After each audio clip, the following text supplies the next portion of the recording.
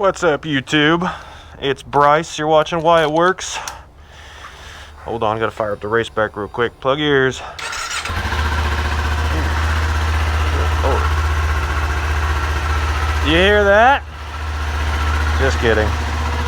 This thing is a bone stock 2021 Z400 ABS. Doing a little bit of a different video now that I got my motovlogging set up, you know, kind of dialed in correctly. But I usually do repair videos on my channel. Why It Works is our channel name. It's me and my dad. But I primarily do a lot of the work on the cars and just different videos fixing all kinds of stuff, you know, broken Fords. I deal a lot with those. But this is a motovlogging video on this Z400. We're currently in the process of listing it for sale. And honestly, I really like this bike. It's a really satisfying ride around town bike, but it doesn't have enough sentimental value to us compared to all the other things that we have in there that we're gonna keep it. My mom didn't really want to get it, but I have loved it, and want to do a little ride around town video on it because it's such a beautiful day here in Texas. Good Lord, it's like 70 right now, May, I think 30th. Especially for around May time, it's this kind of stuff you don't get very often in Texas, old Tejas, especially now that summer's coming around. But my channel will be doing a bit more motovlogging stuff with this setup. It's a Hero 7 with a purple Panda microphone, in case any of y'all are wondering. The Hero 7's alright. I had to get the little adapter box for it so that I could plug the, what's it called, into it? The purple Panda microphone, because GoPro, they really know how to make every last dollar, huh? The Z400, it's honestly a great starter bike for any of y'all who are looking to get into motorcycles. I do recommend it. It's probably about as low as you should go on CCs. A lot of people talk about, oh, you'll grow out of your first bike, you know, and they're right. They're right. You will grow out of your first bike pretty quick. I started on an 1100, a Virago 1100, but I also rode on the back for a long time, so I understood a lot of the mechanics with how to lean and do stuff like that. And then it was just learning the controls. The controls on this thing are really satisfying, I'm not gonna lie. The brakes are nice and linear, they make a lot of sense. The clutch is probably one of the lightest cable clutches I have ever used. The Hayabusa is a hydraulic clutch, and hydraulics is just like a brake lever. Instead of using a cable, it uses fluid, and those are really smooth. They're always butter smooth, and one of the lightest clutches you can feel because it's a lot easier to hydraulics use a lot more force. But anyway, this cable clutch is so easy for people to understand. The friction point is wonderful. The gas mileage is amazing. And honestly, it's peppy. This is a bone stock bike, and I don't assume that you can, you know, you're putting exhaust and a filter on it and stuff like that, but I don't think you could pick up much more. I don't think there's much more left on the table. I'm not gonna lie. But what's on the table isn't that bad. It can hit the highway, which is great, but it's a short trip motorcycle. I really wouldn't take it on long road trips just because the seat is rather uncomfortable. I'm 6'6" and 250 pounds. I'm a big boy, but unfortunately the seat really is uncomfortable and doesn't have enough like plush, not enough, you know, cushion, no cushion for the pushing. And that's one thing I would change about it. But the other big thing that's kind of hard to change at all is the seating position. But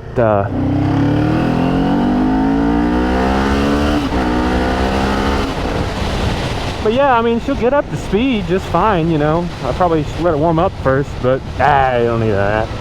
Anyway, the seating angle with the way the controls are down a little bit more, I feel like my hips are kind of, you know, twisted forward a bit, and that puts pressure on my lower back. The seating position and everything, it puts you nice and up in view of cars and stuff. Hey, nice Supra. Was that an Animates? Dude, a wrap? Alright, whatever. But the seating position is, it's not too great, not too bad. For a grocery getter, man, cannot beat this. This is like It's a road legal bike, so unfortunately you have to follow road laws. It's not like a Suron where you can just do whatever you want. I will say I feel pretty invincible on it, even more so than I would on like a leader bike or, you know, one of the crotch rockets, just because of how flickable it is. I mean, it's so like, I just throw it around, and I'm a big guy, so I guess it makes it easier for me. It is an incredibly satisfying putt around towner, and the ABS is something I take for granted. First time I ever actually ran into ABS, R1150 GS BMW bike. I didn't even recognize that it happened until after it happened, right? I was going into work, came over a painted strip of stuff in the road, hit the back brake just slightly when it was wet and drizzly after some rain, and the back end just kind of slides out and picks itself right back up. And man, I'm telling you, I didn't even realize the back of the bike was sliding out until the ABS had already kicked in and righted the bike right back up. So it really helps the control with the braking side of things, which I feel like a lot of beginners and stuff like that have a harder time understanding, is like the concept of rate of speed and just not having enough time to stop or slow down, and then you end up losing control that way. That's actually how I wrecked one motorcycle. The only time I ever laid her down, had to lay her down, dude, was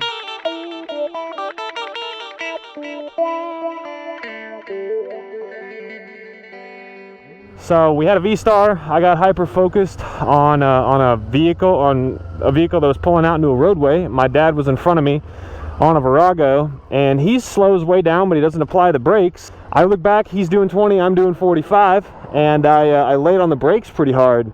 I locked the rear end up, and I didn't clutch in at the time. I barely tapped I like freaked out and hit the back brake, locked up the rear end, and unfortunately did not pull in the clutch. So what happened is the rear wheel stopped spinning, the engine locked up, and kept the bike from righting itself back up when I got off the brake, and ended up locking the rear up. The bike slid out, and I was able to slide it for a second, but I just lost control of it, man. I had to lay her down. Very unfortunate, but that's probably one of the bigger things that gets people is braking distance. And man, going too fast, dog, that's really it. ABS helps so much in keeping control of the bike when you're having to aggressively stop. Aggressively stop, you know what I'm saying?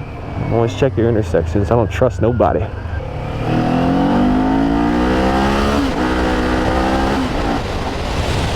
I did actually have a couple other points. The mirrors are terrible. I really don't like them.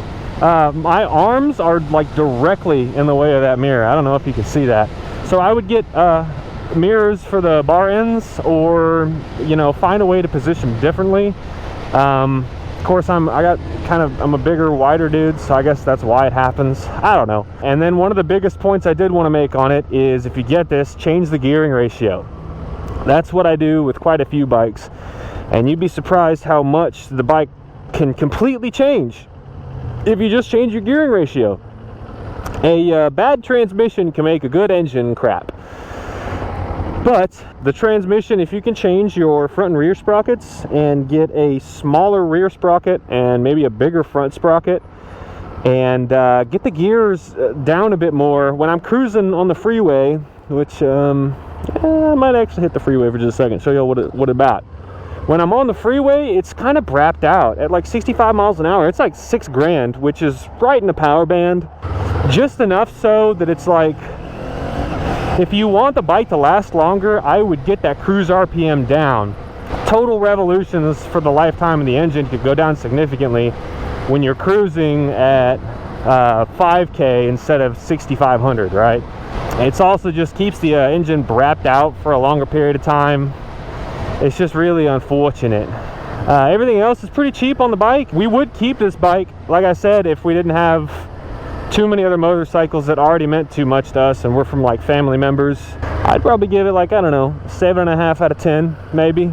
In terms of a daily rider, this is probably one of the better options you could get with like a security system on it, or an AirTag or something.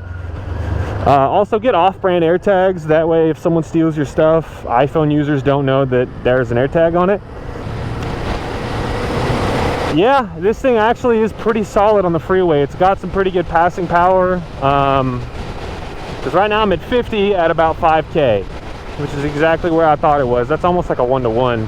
Plenty in the power band. I mean, it's got, you know, enough juice to pass people and definitely enough brakes to control it. It's just a little bit brapped out in my opinion. I think it would cruise a lot nicer if the RPMs were down a bit lower. I don't have anything bad to say about the bike. It doesn't leave much on the table. And I can appreciate different bikes differently, obviously. I love Honda Groms more. I like Groms more than the Busa, more than a Turbo Hayabusa, because it's like plowing fields with a Mustang, like a racehorse, right? Whenever I'm putting through traffic on the Busa, it's hot, it's noisy, everybody else is slowing me down, and you're gonna inevitably want to do some stupid stuff on it. Yeah, let's see, we're 65. It's where it's full throttle.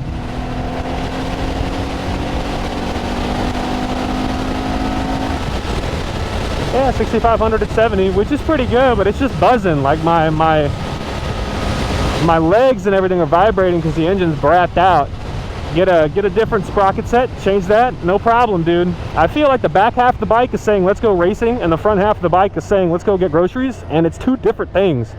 But the way it positions my hips, I will say I'd probably tear it up at a track on this thing, and I have no racing expertise. Keep in mind, I'm a straight line kind of guy. I'm a roll racer, the idiot, you know.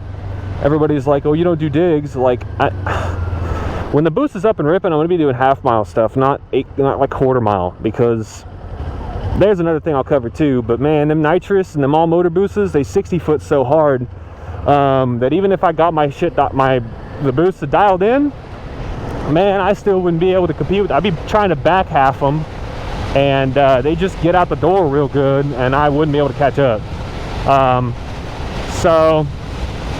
If you like the videos, this is kind of how I'm going to do it. It's just goofing off. I'm doing my business management degree right now, so I'm finishing up with that. So I have a little bit of free time to run my shop, do like my automotive preservation stuff, and build a channel organically. But if you like the content, go ahead and follow, and that'll give me an idea of what I'm doing right, what I'm doing wrong.